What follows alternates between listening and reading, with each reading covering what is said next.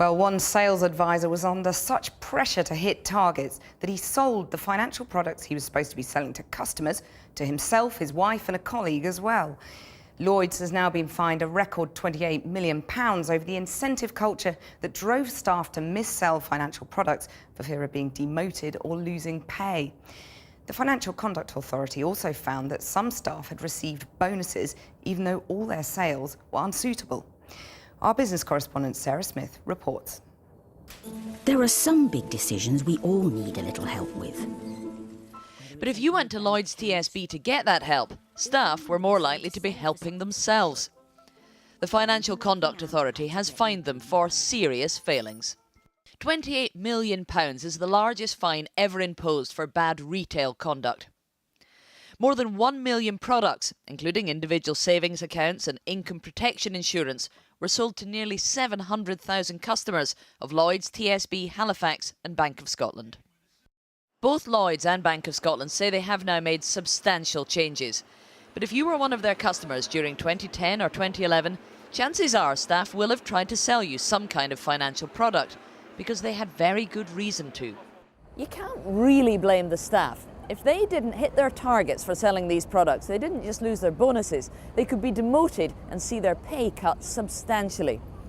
One man was so worried about this, he ended up selling protection products to himself, his wife and a colleague, all to avoid having his own salary slashed.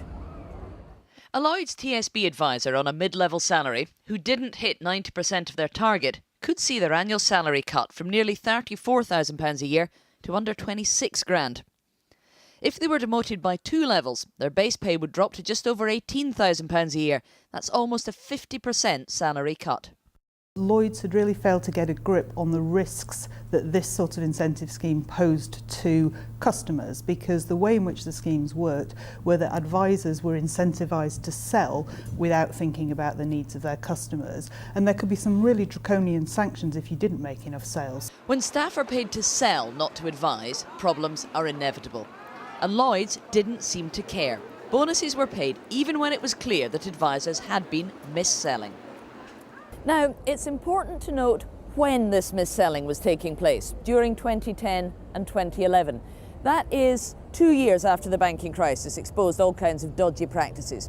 2 years after taxpayers had to pump £20 billion into Lloyds Banking Group, and shortly after they were forced to stop selling payment protection insurance.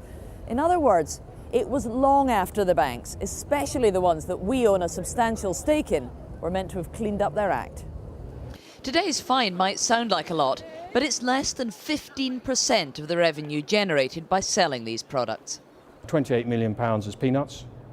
It means nothing to them. What I'm really concerned about is that the board directors who were driving this policy of incentives, most of them have left the bank, they pocketed the money. So they've done very well, thank you very much. And the people who are suffering are the customers. Today it's Lloyds that are in trouble, but this is just the latest British banking scandal, and it probably won't be the last.